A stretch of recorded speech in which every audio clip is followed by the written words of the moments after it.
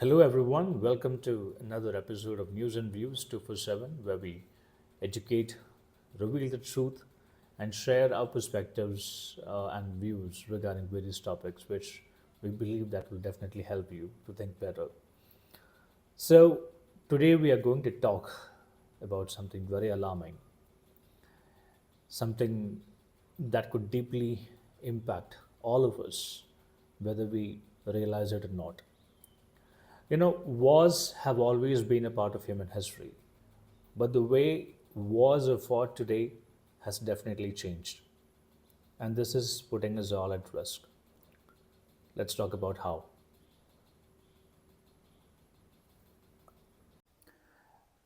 Talking about the long history of wars. Wars are as old as time itself. One of the first wars was fought between Sumer and Elam in ancient Mesopotamia. Since then, we have seen countries' conflicts: Eritrea versus Ethiopia, India versus Pakistan, Iraq versus the US and its allies in the early 2000s. We can go even further back to the First World War in 1914 and the Second World War in 1939. But here's the question: what's new about the war today? Why are we at risk today? The answer lies in how war is fought now.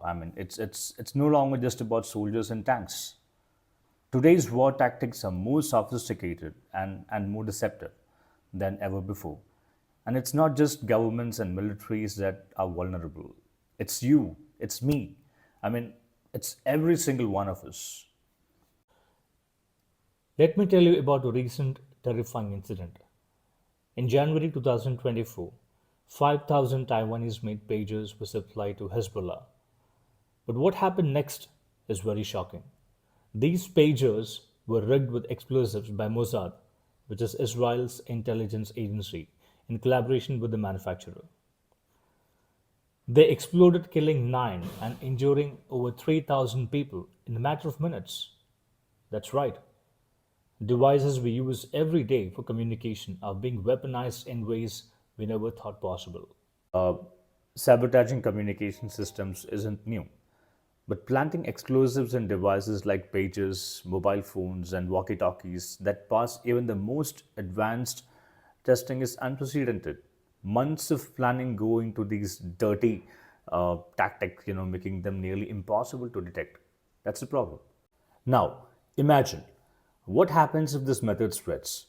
India is the world's largest importer of arms, making up almost 10% of global imports, buying from countries like Russia, the US, France, and Israel.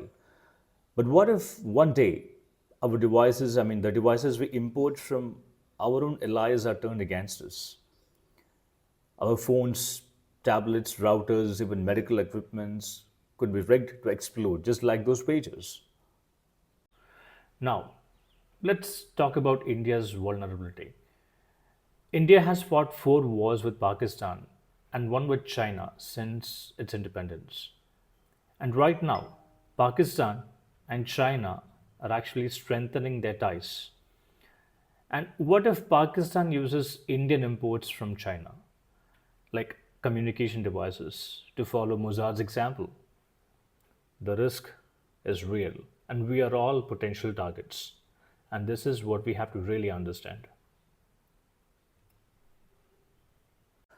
Now, if you're wondering what's the solution for all these problems, here is it: autarky.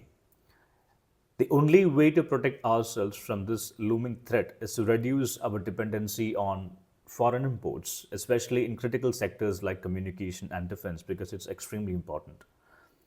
We need to become a self-reliant nation, and this concept is called as autarky, which is like a complete economic independence.